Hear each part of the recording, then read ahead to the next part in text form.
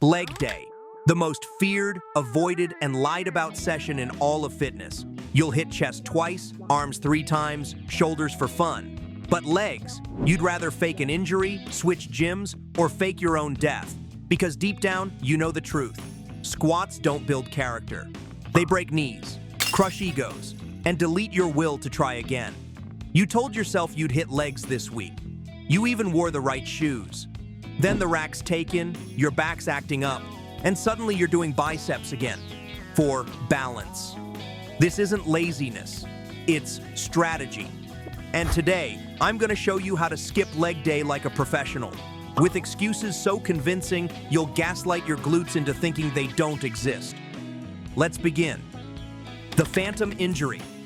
You wake up, it's leg day, and suddenly, your knee hurts, your back feels off. Your horoscope said avoid confrontation, and nothing confronts your soul like Bulgarian split squats.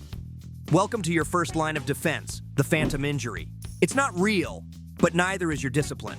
Just whisper to yourself, something's off with my SI joint. Knees feel crunchy. Probably a nerve thing. Now skip legs and go hit curls, with the same integrity as a politician on day 3 of a scandal. Because if there's one thing worse than leg day, it's doing leg day without a believable excuse. Let the self-deception begin, the ritual of overthinking. If you want to skip leg day with style, don't just avoid it. Mentally sabotage it. Convince yourself the conditions aren't right. I didn't sleep well. The gym lighting feels off. My pre-workout didn't hit and I saw a black cat on the way here. That's a sign. You need the stars to align like you're planning a blood sacrifice. Because how can you squat if your socks don't match? Pace around like a detective with a dark past. Look lost. Ask your buddy, should we hit chest instead, just to be safe? He agrees, because he also skipped legs. And now it's a team sport. The process is simple. Invent the problem. Pretend you're solving it. Then curl until your conscience goes numb. The gym is the problem, not you.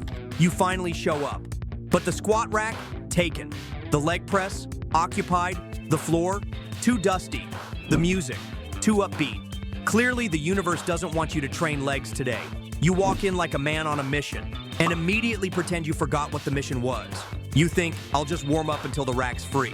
Then 30 minutes later, you're doing preacher curls, dry scooping your second pre, and telling yourself squats are actually bad for your knees anyway.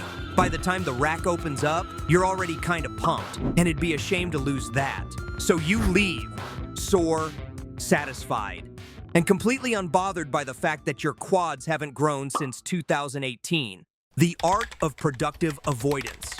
Let's be honest, you didn't skip leg day. You optimized recovery for next week's leg day, which will also be skipped. Instead, you do prioritize hypertrophy for the 3rd time this week, also known as arms, again. Because nothing says functional fitness like a guy who can't jog but can cable curl until failure. The pump? Unreal. You leave the gym looking like you could fight God, as long as it's on flat ground and there's no lunging involved.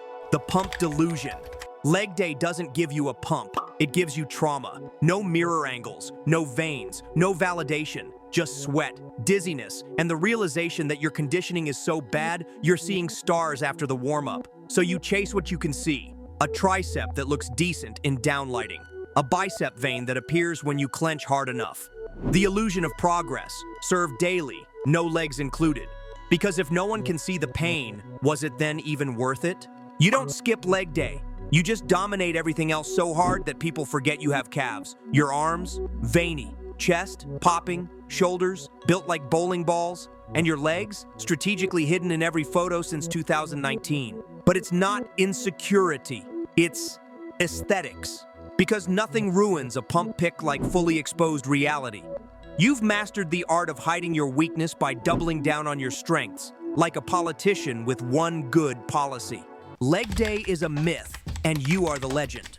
You tell people you do legs. You post squats on your story, once a month, from angles that hide depth and dignity. You talk about mobility like it's a real training goal instead of a coded excuse for never stepping near a barbell.